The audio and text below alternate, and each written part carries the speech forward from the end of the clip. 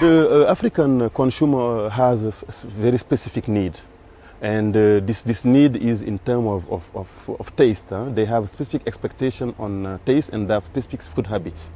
And our role precisely is to develop a product that adapt to this taste and to these food habits. Of course, the people eat in a very specific way, very specific raw materials. And now our role is to develop now the product adapted to this taste and adapted also to the purchasing power. In West Africa and also in the other rest of African countries, we have factories producing for the consumers a product like cereals, culinary product and chocolate drinks. And of course, these raw material today are mainly imported. We have more than 60% of imported raw materials.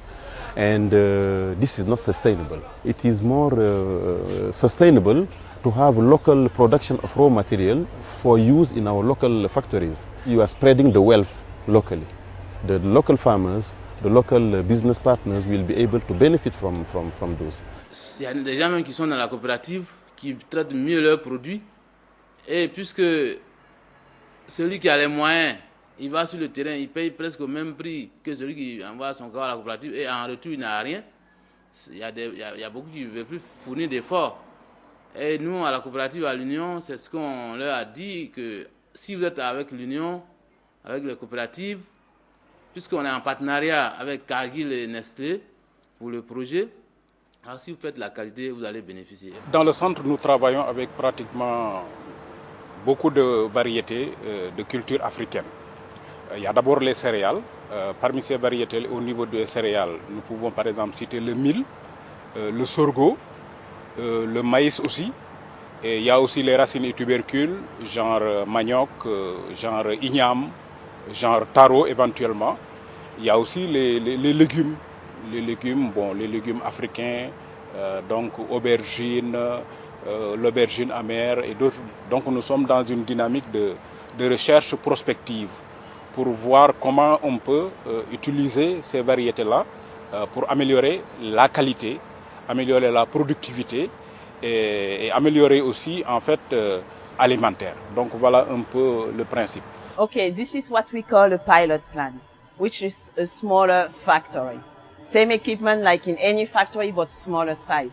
So when we have a new ingredient coming, we don't know how we can use it, which kind of product we can make.